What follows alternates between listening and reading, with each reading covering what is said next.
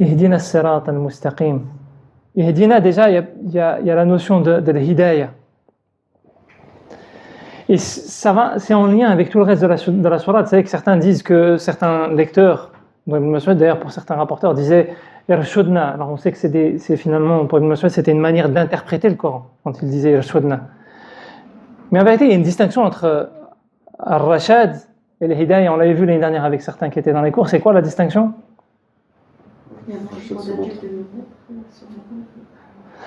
Ar-Rashad, c'est le fait de voir la voie. Des fois, on a besoin de savoir où on va. Je veux juste voir c'est quoi la route. Je suis noyé, je suis perdu, j'ai besoin de voir où c'est que je dois aller, c'est tout. Dans des passages du Coran, Allah subhanahu wa ta'ala, il nous dit quelles sont les clés pour avoir Ar-Rashad. Mais là, Allah subhanahu wa ta'ala, il ne parle pas d'Ar-Rashad. Le Hidayah, c'est qu'Allah subhanahu wa ta'ala, il te met sur la voie. Et des fois, tu n'es même pas conscient que tu es sur la bonne voie. Mais tu y es. Plus que ça, Ihdina, c'est donc mets-nous sur la voie.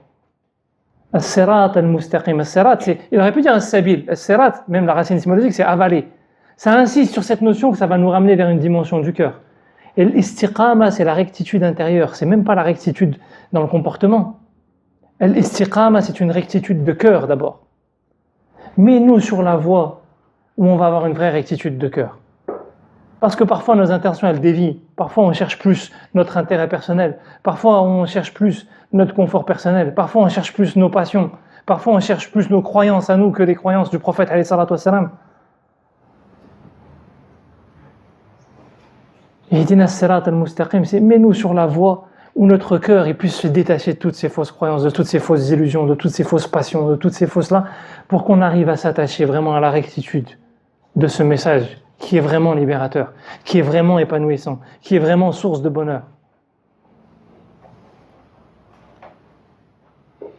Et parfois, dans cette société-là, on est beaucoup focalisé sur les apparences.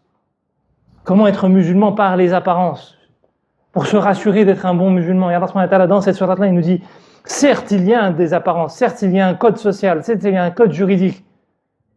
Mais ce qui est au centre, c'est cette rectitude intérieure.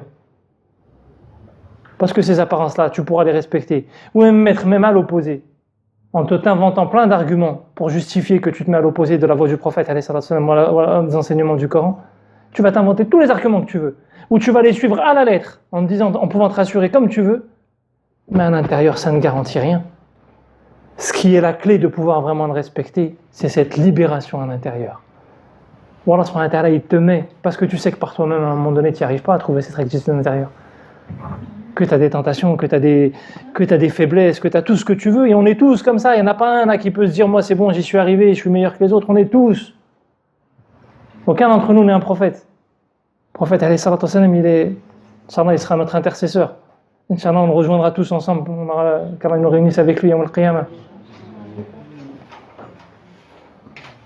Non, ce matin, il nous dit, mais nous, demandons à Dieu qu'il nous mette, cherchons pas à trop maîtriser par moment.